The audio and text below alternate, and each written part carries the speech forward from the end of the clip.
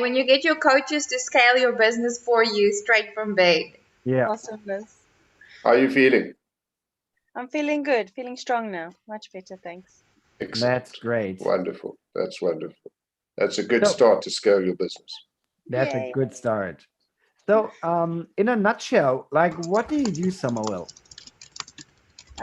Well, I'm a virtual assistant, and I've got a virtual assistant agency called the Summerville agency.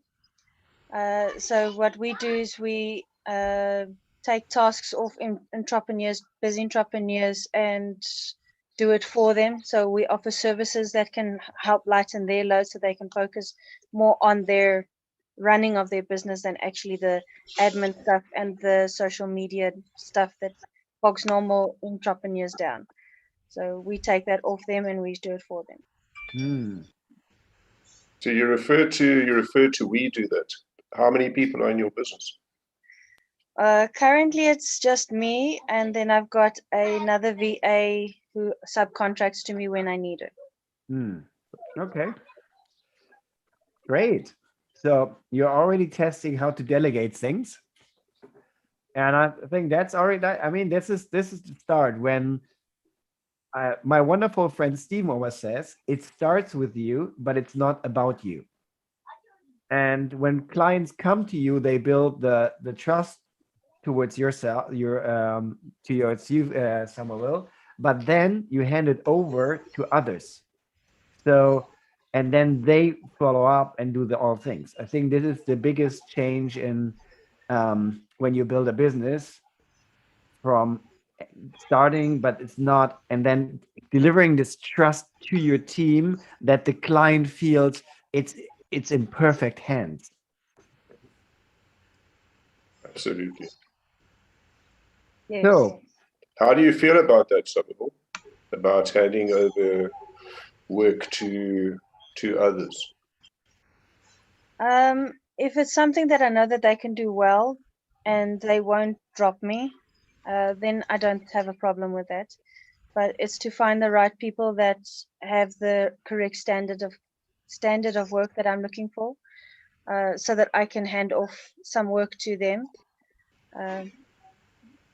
It's not just that easy. It's not very easy. yeah. Yeah, that's actually a good statement you make, and you should actually Yeah. write that down, because when you are looking to scale and grow, it's not just about people, it's about the right people.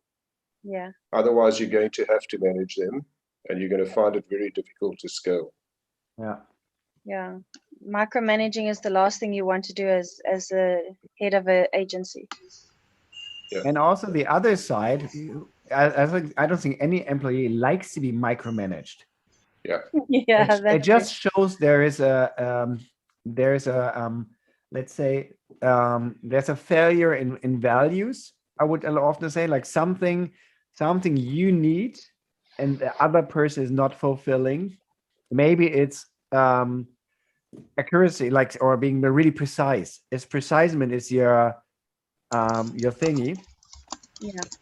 My wife, she had a struggle about that with her new boss.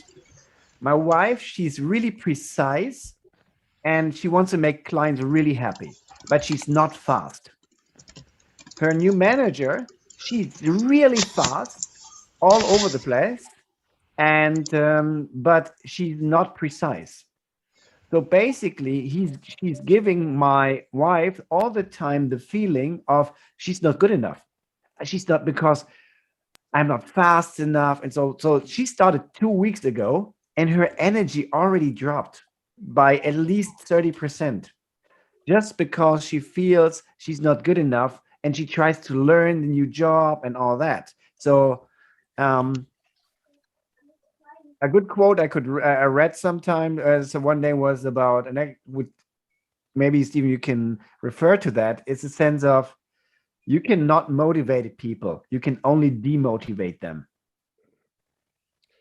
Yeah, 100%, Wolf. And I think what your wife's going through is something that's very much in the process of our coaching. So I just want to say to our viewers, the wonderful thing that Wolf and I have discovered, and it's exactly about what you talk about, is identifying each other's strengths.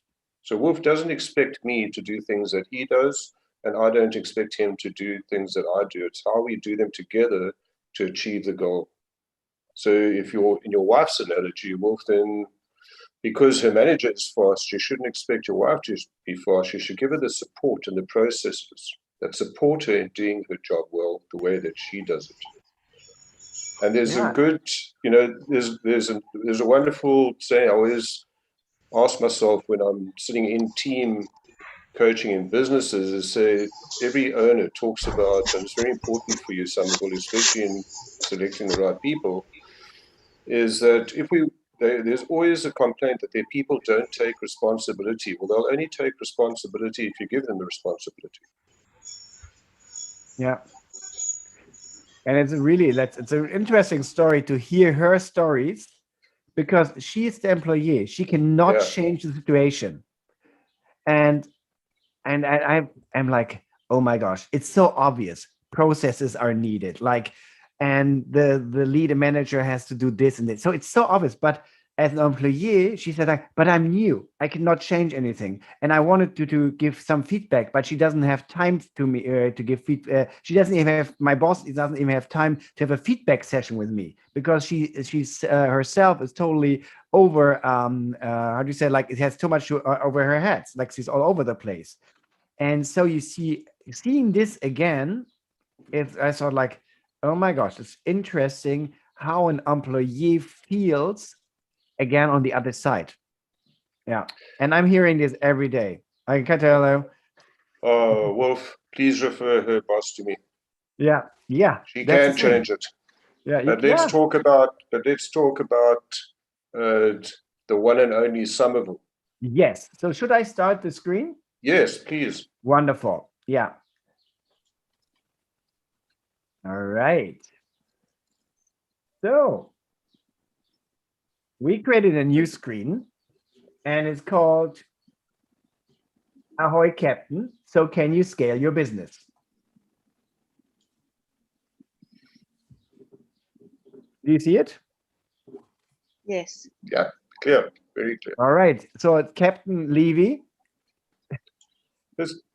Summerville, I want to ask you, because you have an idea about your business. We've chatted before, and it's very important. There's two things. I'm going to just go through this, then I'm going to ask you some questions. In your business, to understand or have a vision of where you're going. This is extremely important, and a clear vision. You can see that we'll put on the screen there. Clarity, it's a key word.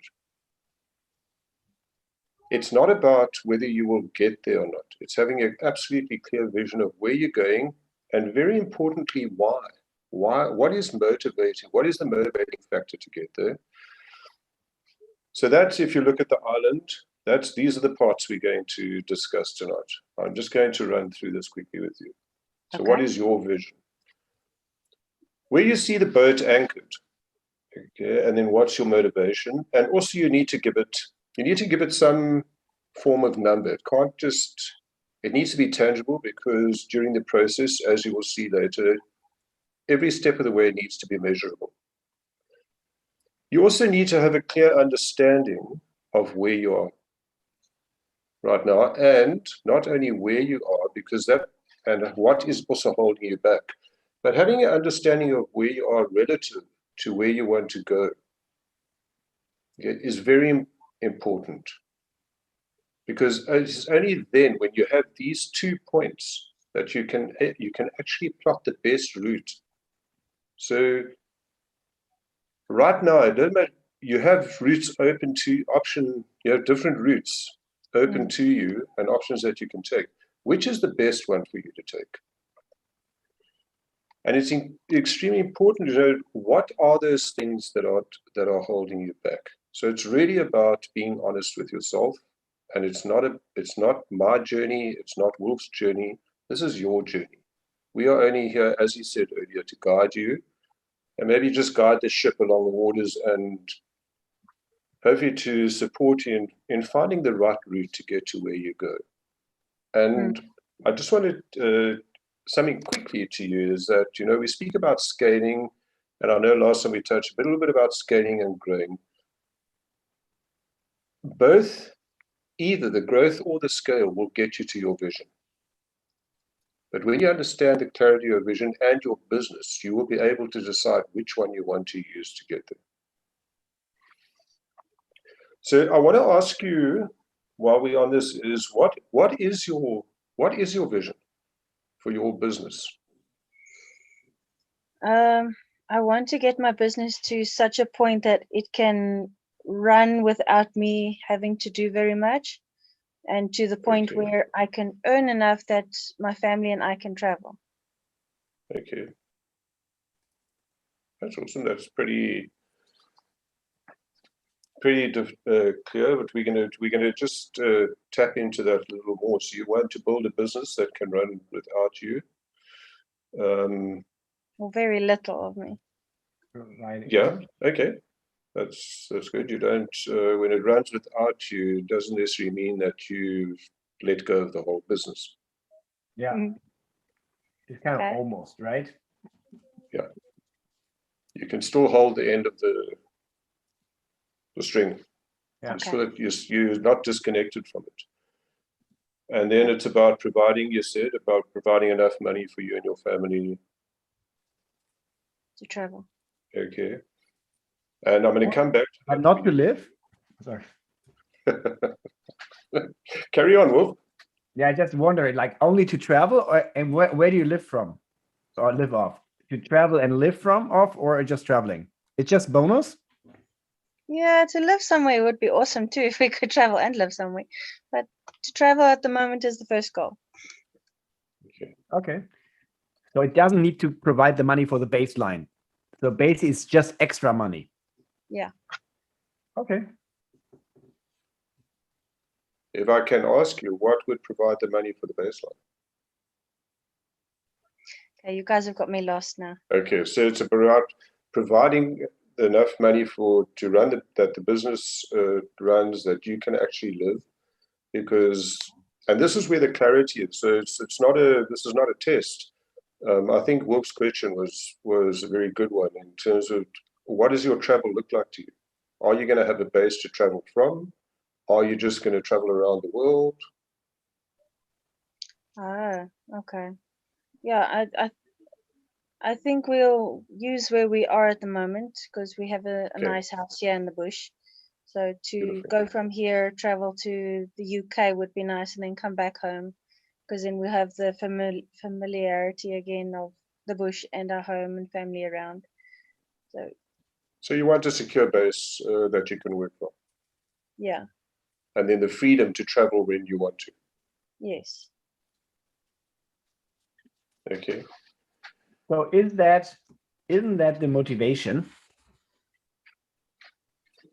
I would assume. What do Yeah. you think? I think so, yeah.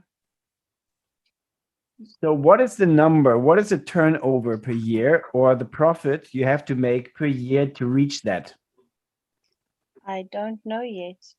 But then come up with a number, like whatever you would say, like then it feels good. It can also be in the coming years. It doesn't matter. No, I can't. I really can't give a number like that because I'm very much a planner. So I like to do my research and plan things ahead so that I Okay. have a basic idea of a number. So I can't really give you a number now. So I'm going to Okay. ask you. If you. I would imagine you have an idea of what it's costing you at the moment to live. Give a number that you just believe maybe you would need to achieve in order for you to travel, even if it's twice a year or 3, depending how many times you want to travel. Again, Yeah. this is not a test. This is purely the framework, because it'll help going into the next section that Will's going to. Okay. So if it's twice a year,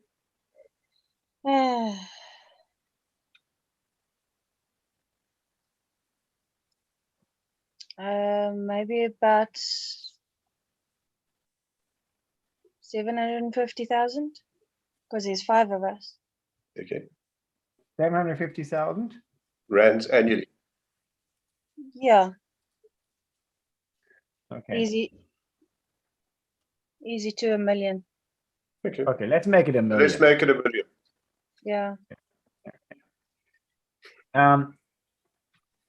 How far are you like there's like how far you are today? Like when you look today with one person, you working and a assistant. How far? Where are you today? Not very far. Just Okay. making enough to cover the bases, Okay. just to cover our living expenses and so on. Ah, okay. So basically like so living for me and the family. So to cover living expenses plus travel, right? Yeah. Yeah. Okay. And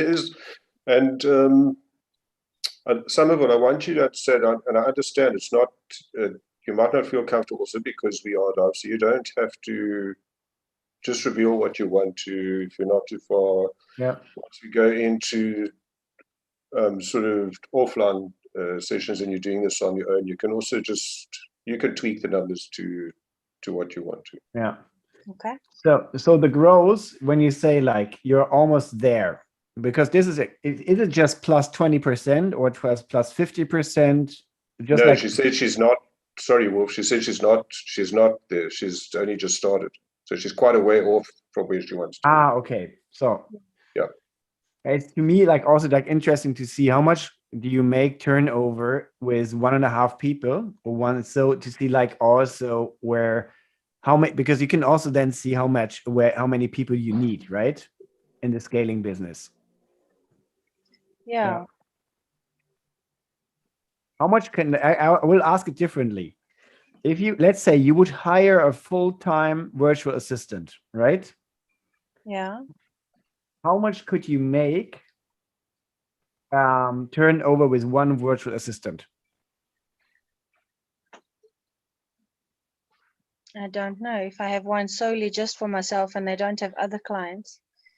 And Imagine it's just like thinking about like, yeah, we just like would give all the money, all the work to one assistant. She would do the job, and just like how much turnover, how much can she handle? Like how much turnover in jobs?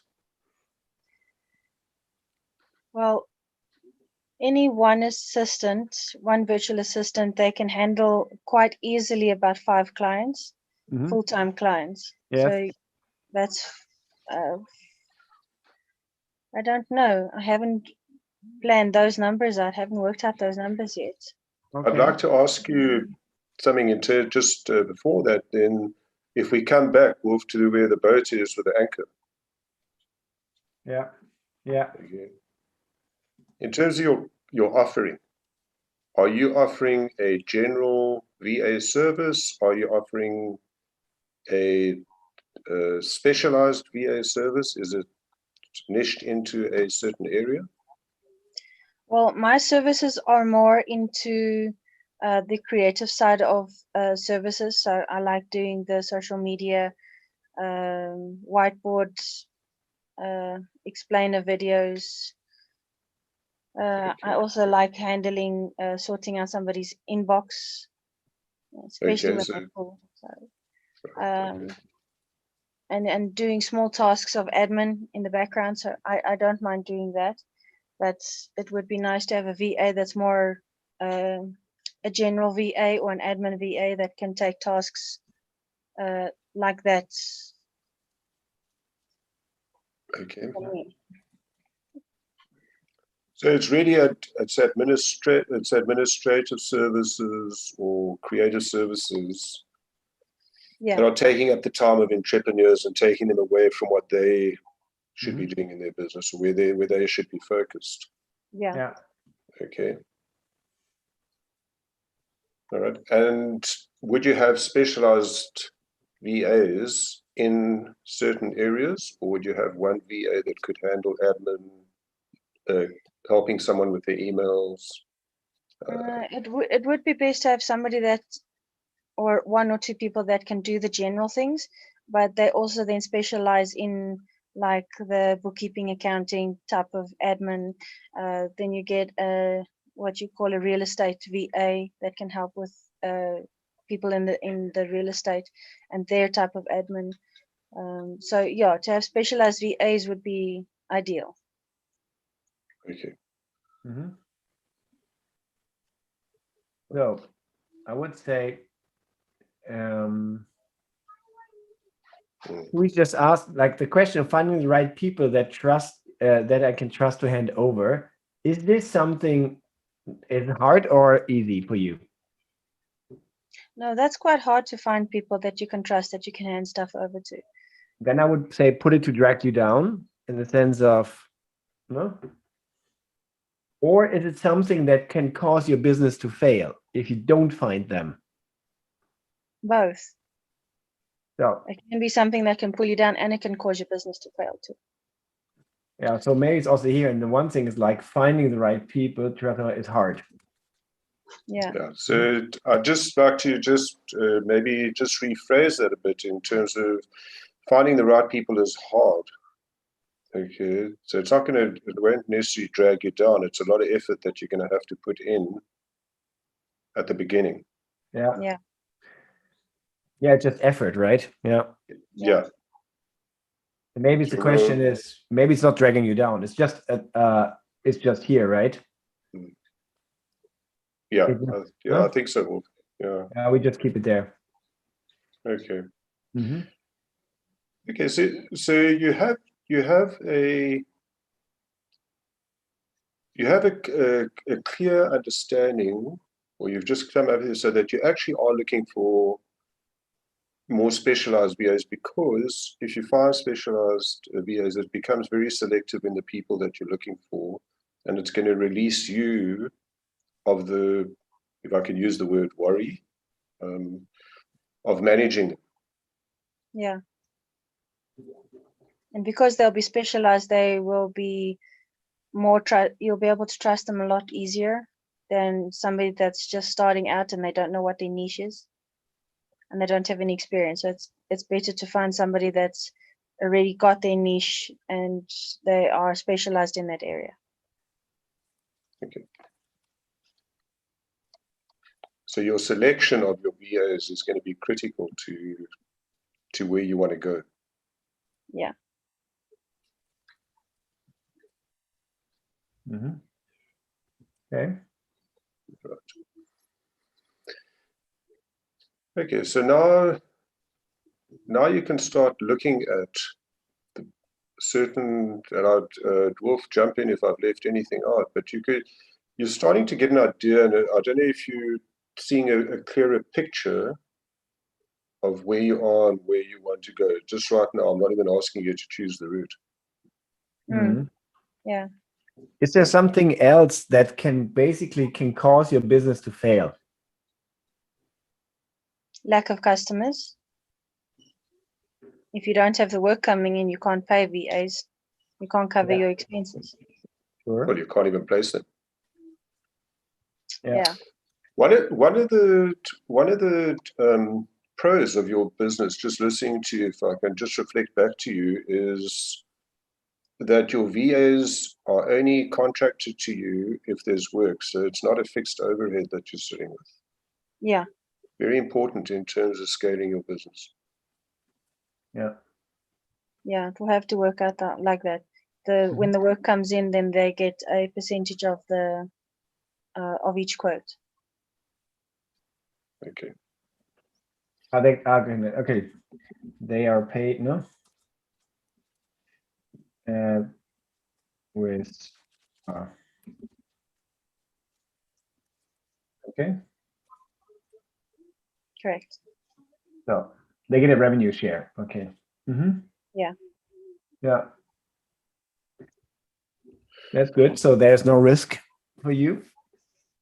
And so, why would I, as an entrepreneur, use your services? Why wouldn't I just get my own VA?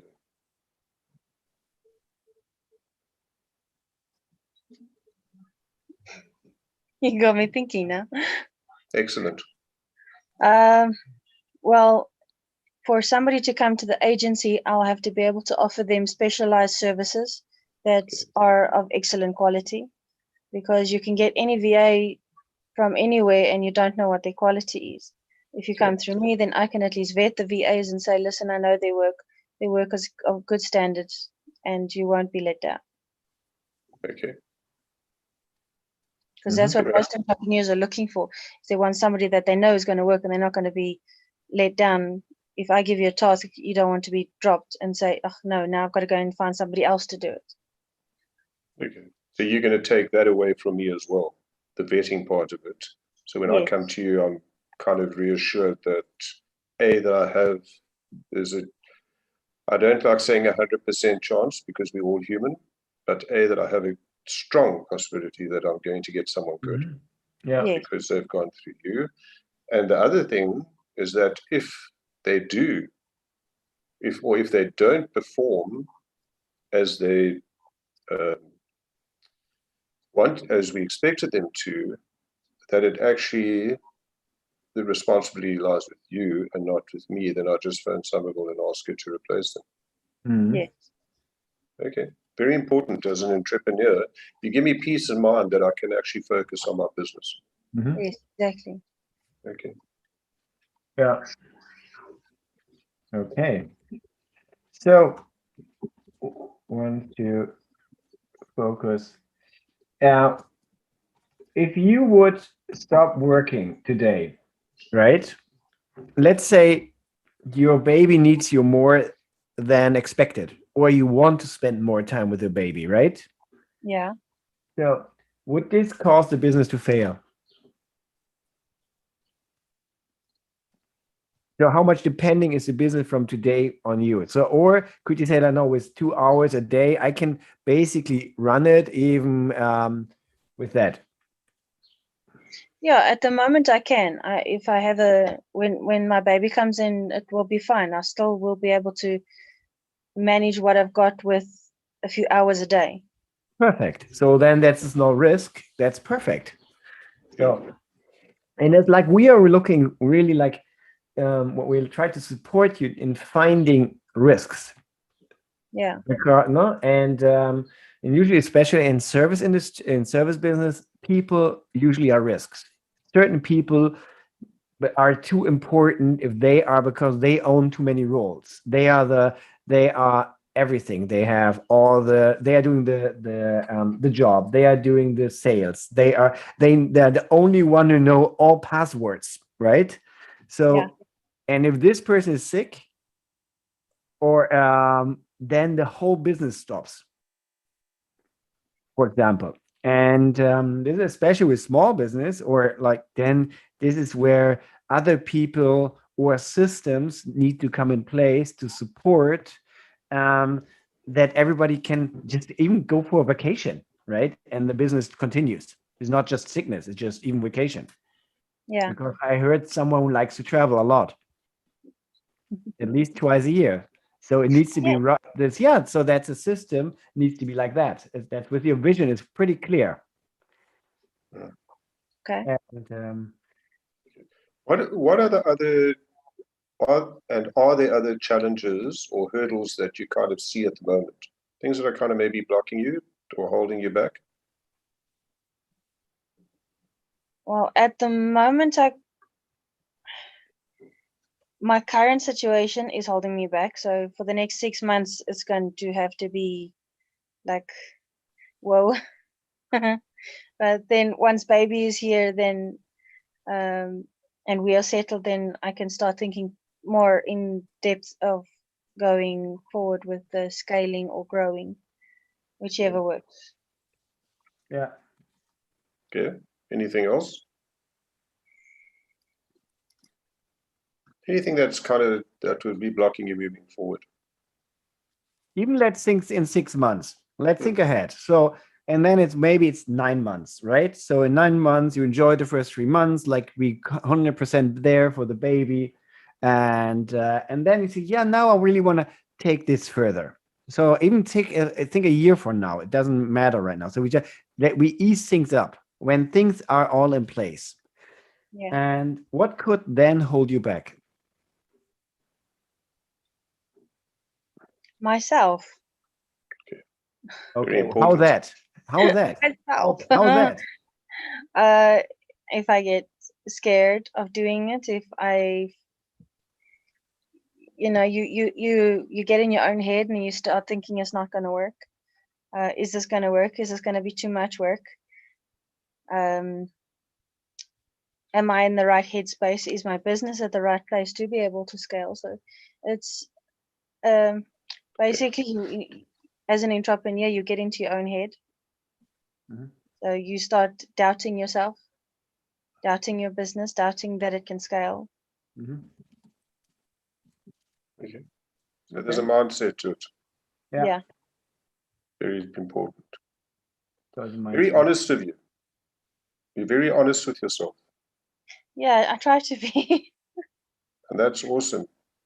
I think that's an amazing start by realizing that, because then also, I don't know how you realize, like by speaking that out loud, to me, it always, most of the time when I say it out loud, especially in front of other people, I think, yeah, I'm doubting, but not that much. So it loses the edges a little bit. Let's say 10%. No, there's still doubts, but it's not that strong anymore.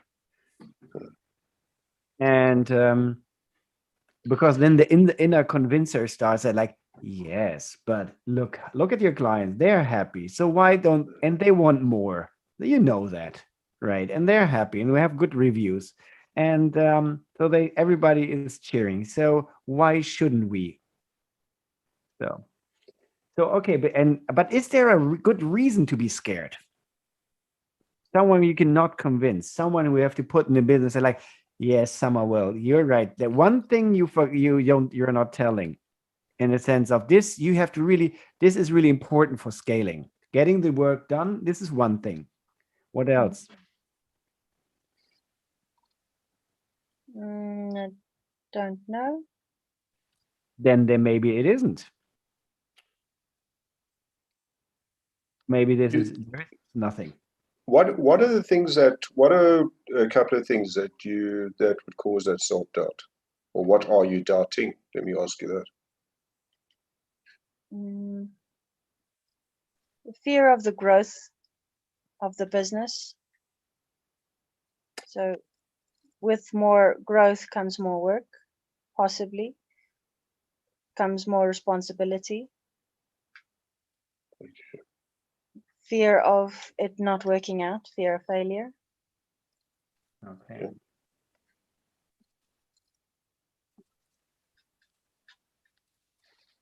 You also mentioned something of the responsibility. In a meeting, Tani. Okay, so there's quite a few, and those are natural fears to have. So recognizing it is a good thing. It's how do you overcome them? What can you do to actually alleviate the fear of failure? I don't know. So there is one thing. How much do you want to? And this is where the motivation comes. How much do you want to get to that vision, and how much do you want to do it through this business? On a scale of 1 to 10. To be able to get to that, you'll have to get quite a number of VAs to be able to have that and still be able to pay them. So I don't know if this is doable in my mind. Let's not go to the how just yet. Okay. So I'm just going to come. How much on a scale of 1 to 10 do you want to get to that island? At this moment, a 7. We can talk again in 6 to 9 months. What's going to change in 6 to 9 months? Then my personal situation is maybe a bit better. Okay. I'm going to rephrase it for you. It's I think you're giving, there's a lot in your head at the moment that I'm picking up is how you're going to get there. And all I want to know is how much do you want to get there? Yeah. If I was a proverbial genie and said to you, you will get there, how much do you want it? On a scale of 1 to 2. Like I say, a 7.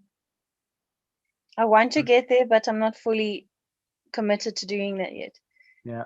The motivation is not strong enough yet because I know what my current situation is and I have to take it easy. So I can't focus on my motivation to grow my business as yet. That's why once baby is here, then I can focus a little bit more on, okay, now let's see how we're going to grow the business. How much do we want to get there? How are we going to do it? Where we're going to do it? How, what, when, why, so on. Yeah. And it's totally understandable. I think this Yeah. is Very interesting. so when you look at your, I think it would be a good moment for a short reflection work. When you look yourself and everything we worked on and asking you this question, and you joined up this question, this session to talk about scaling your business. What do you think now about scaling your business? I don't know. I don't fully understand what I need to answer. Do you think it's feasible after going through all this? Do you think it's feasible? It's doable? Not right now. When you, Or does it matter? Does it really matter the topic? Is it maybe not? Is it important right now to think about that, or just to say like it's not? So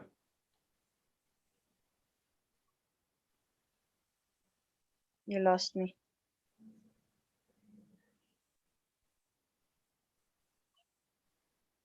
so the idea is like when I look at this, like what I just like what I observed. What I observed is there is Summerville. She has an idea how to scale a business. Basically, she knows how to. She has a business model that is scalable. She has an identity. She says, "Oh, I'm a virtual assistant, and I'm getting virtual assistant to other. Again, no, I have an assistant service, so it's already beyond herself, right? And so there is an entrepreneur who understood fully the core principle. She has the foundation of a scaling business. But her personal situation right now, which is right now not putting her in a mood of saying, I want to tackle that. Yeah.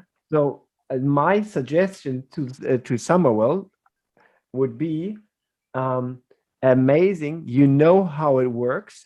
I would not bother now, but I would slowly a little bit, especially during the next months when you have time, easily think about that.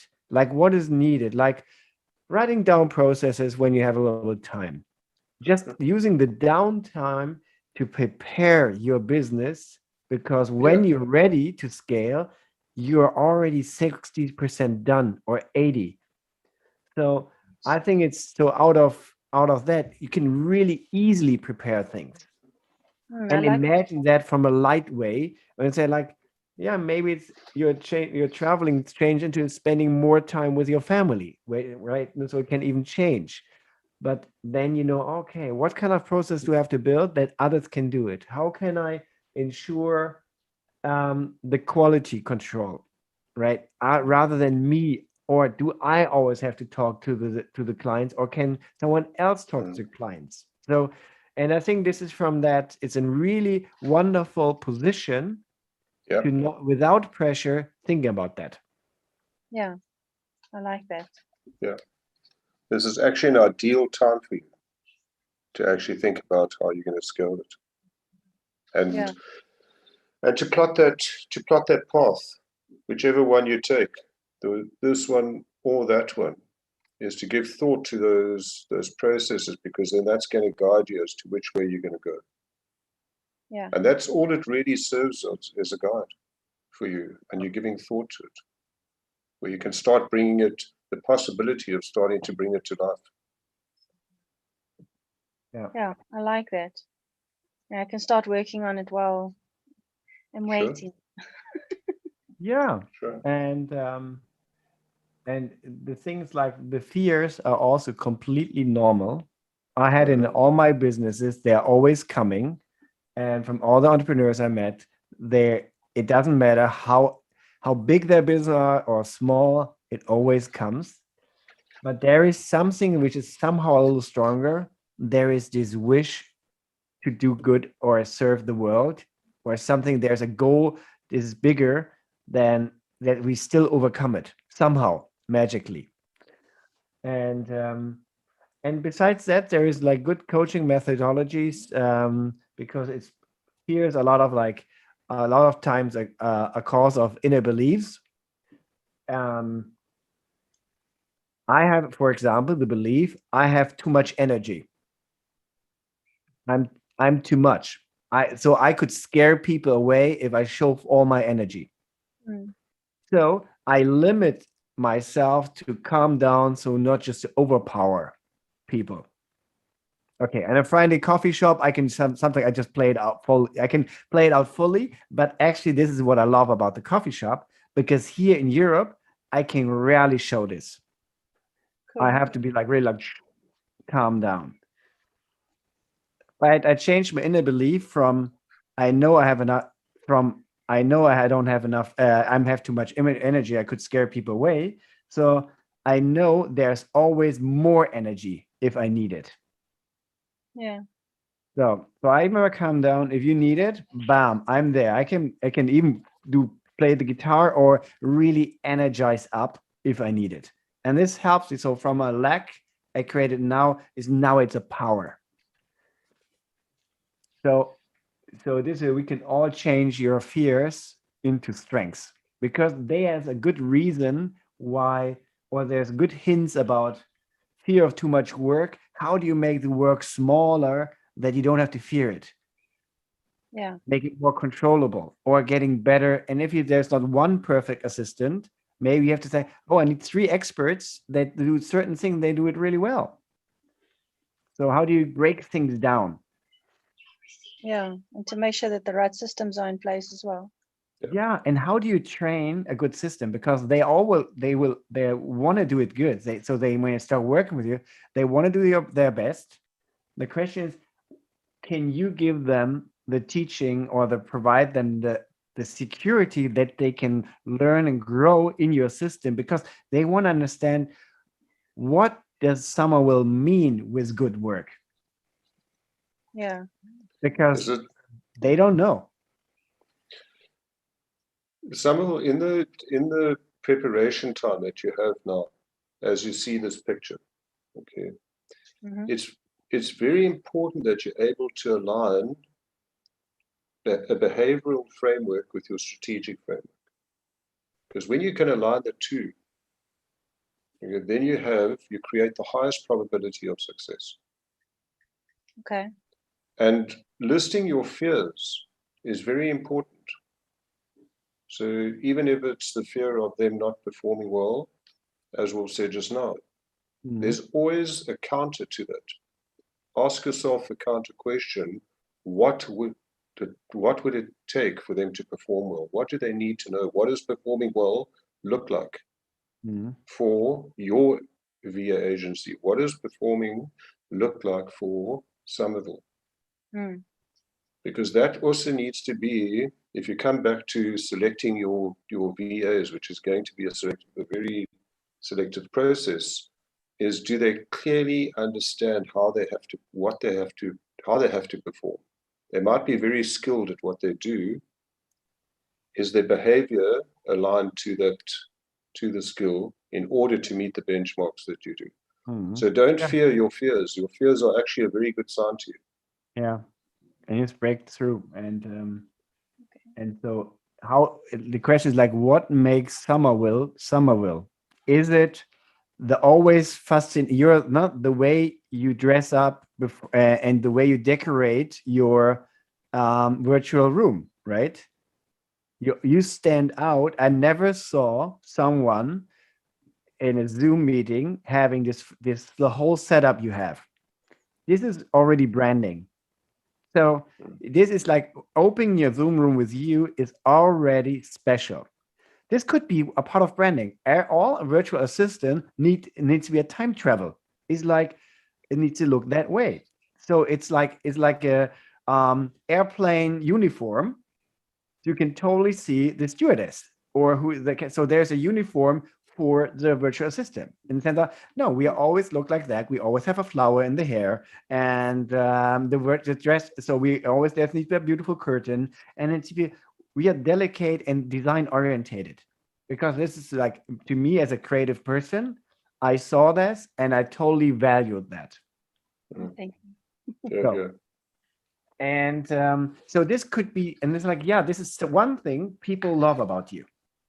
The other thing is the this energy, which is this calm energy, your positivity. So this could also be a value which others say like, all my virtual assistants need to be positive, and they Yes. need to so and yeah, and then the thing is like, yeah, they need to be skilled, but skills can be trained. Yes. Personality not. Personality can be faked, but the problem is over time, you can always smile, but if you're not a positive person in stress, you can tell if this person is really positive. Because a Yes. positive person can also, in a stressor, they use positivity to overcome stress. Mm. And so there's certain values with that makes your work really good besides the work. This is your flavor. And your clients, actually, they will tell you what is the Summerville flavor they get besides the work. Mm. And this is your recruiting, this can be your recruiting pattern. Yes, I like that. Yeah. So one of the things that you should list down, if you're talking about that, what is going to define that behavioral framework that you're looking for? Not the skill. What is going to define the behavioral framework is the values of your business. Mm. Yeah. Because your values, I'm not talking, there's a lot of companies that have values and they have their values and they have them on the wall. Mhm. Nobody even knows what they are when you ask them. I've experienced that. Nobody even looks at them and nobody lives them. Sure. Okay. So for me, if you're going to have that, it's actually better to put up a nice picture because it doesn't really make a very pretty picture. Mhm. They're there for a reason, and they're not there for your customers or your clients. They're there for you and how the people that you employ behave in alignment with the values in what you value in your business.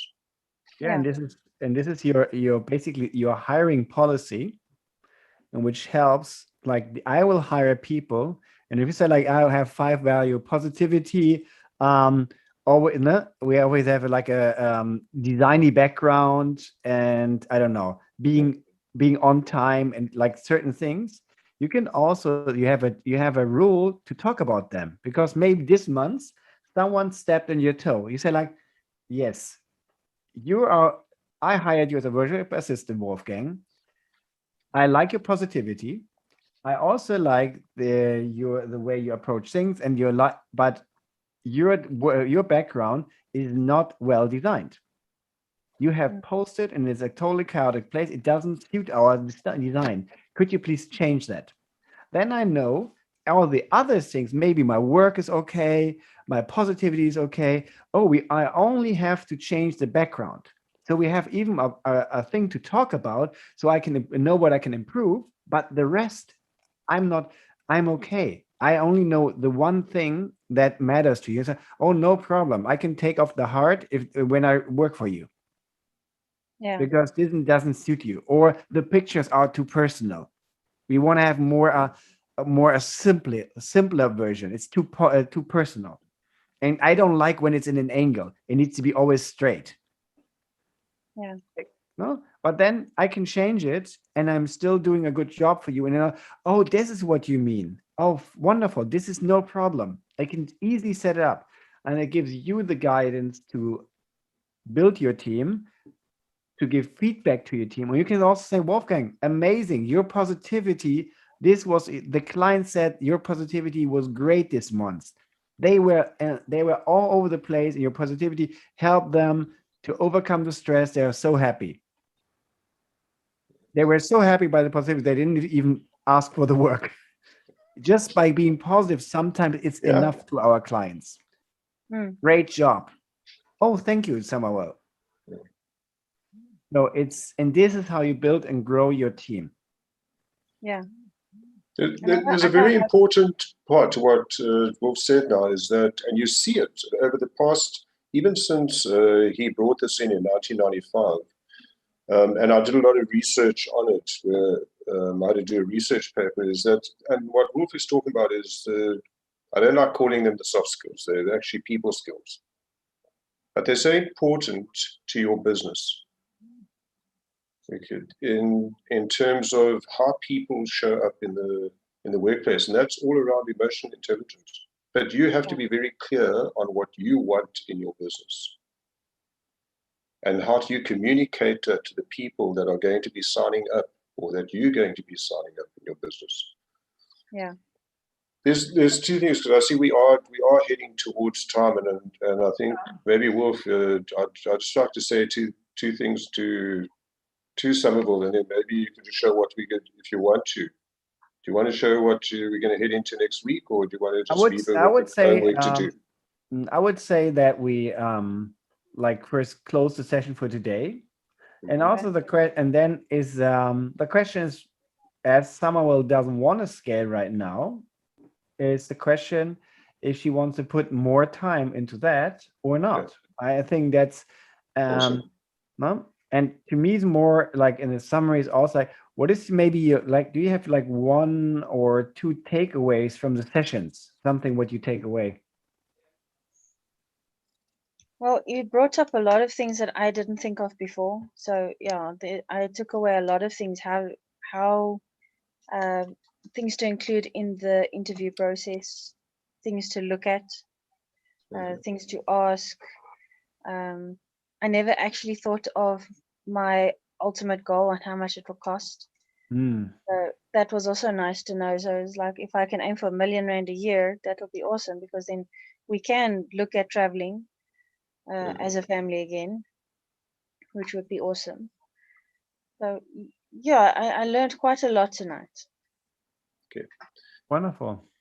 One thing, when you are going through in this thought process, because you're sitting in this space now where you can give thought to it, not necessarily the execution of it, but give thought to it, because Wolf and I would like to discuss that with you in the next session, is make a list of those things that you're fearing and that you doubt. And we can touch on that. And I just want to leave you with something. It's something I read many years ago. When I started off in my business in the textile industry, there was this, I think is it the fear of failure or more the fear of the unknown? Because we haven't tested it yet. Yeah. And one thing I actually kept it, and I had it on my wall in my office. Okay, it's not, whether we succeed or not is not failing. It's, if we don't start, that's failing. Yeah, that's very true. We will never find out until we start. But what you're doing now, and this, the layout that Wolf did, that's not me. We would have been here till next year if I had to do that layout. So he's very quick on all that. But when we discuss that layout, it gives you a roadmap. Yeah. From where you are to where you want to go, which means that it's not a guarantee that you're going to get there, but you are always in control of your strategy. And this is the space that you're in right now. You're a bit away from the execution space. You're in the space of plotting out that roadmap, which route you're going to take. Yeah. And then there is one thing I do need to, there were two things. The other thing I want to leave you with, which is funny, I was reading it the other day, there are two different companies in terms of the power of values that are going to define your behavior. It was from a book it's called Leading Outside the Lines by John Katzenberg. And he told the story of two organizations that were had very strong values. Okay. The first organization, their values were communication, respect, integrity, and excellence. And these values were on the company website. They were on the wall, as I mentioned to you. They were in their company manuals, and they were displayed in the reception area and so on. The second organization that had the values of honor, courage, and commitment. Okay, but every staff member every member of that organization openly spoke about these values. They actually used them, they lived them, okay? And they used it mainly in a lot of life and death situations. So just to give you an idea, the first organization that didn't live them was called Enron. I don't know if you remember Enron. It was about 20 years ago. Okay, they actually the company was closed down because of corruption, and a lot of the owners were prosecuted, Wow. even though they had those strong values, because they didn't live them. The second organization, Yeah, it's a good one. Oh my gosh. That's a tough one. Yeah, it's not the values if you don't live them. You can go if you act, and also especially the founders are acting against. Yeah, it's really important to keep them up. Mm-hmm. Yeah. And this is what you're going to use on how important it is when you're onboarding your people. If they don't live those values, then if they're not signed, or they don't sign up to them, and they don't live them, they can't be part of your organization. Yeah. Do you know what the second organization was? The people that spoke about it, lived it, and would make life and death decisions over everything in line to those values of honor, courage, and commitment. It was the US Army. It survived for over 200 years. Wow, that's so interesting. There's the power of values. Yeah. So I thought I had to share that with you because I just read it the other day. So yeah, that's nice. Very good. So next time we should make a value song. you can play the guitar, Wolf. Yeah, I can play the guitar today. Yeah. Okay, Wolf's going to end off with it. But Summerville, it's awesome. That your vision is not out of reach, not by a long shot. Cool. Is it an easy journey? Not out No. of reach. There you are. Summerville. Your baby will travel to the UK and beyond. Yay. Yeah. All right. So this was another fantastic session with Stephen and the Wolf. Thank you, Summerville. And so we will see what will happen next week. And all the best to you, Summerville. Oh, thank you very much. And yes. We will see you next week. Okay. All right. Same time, same Wolf, place. thank you. Yeah. All right. Bye, everybody. Thanks, Summerville. Bye.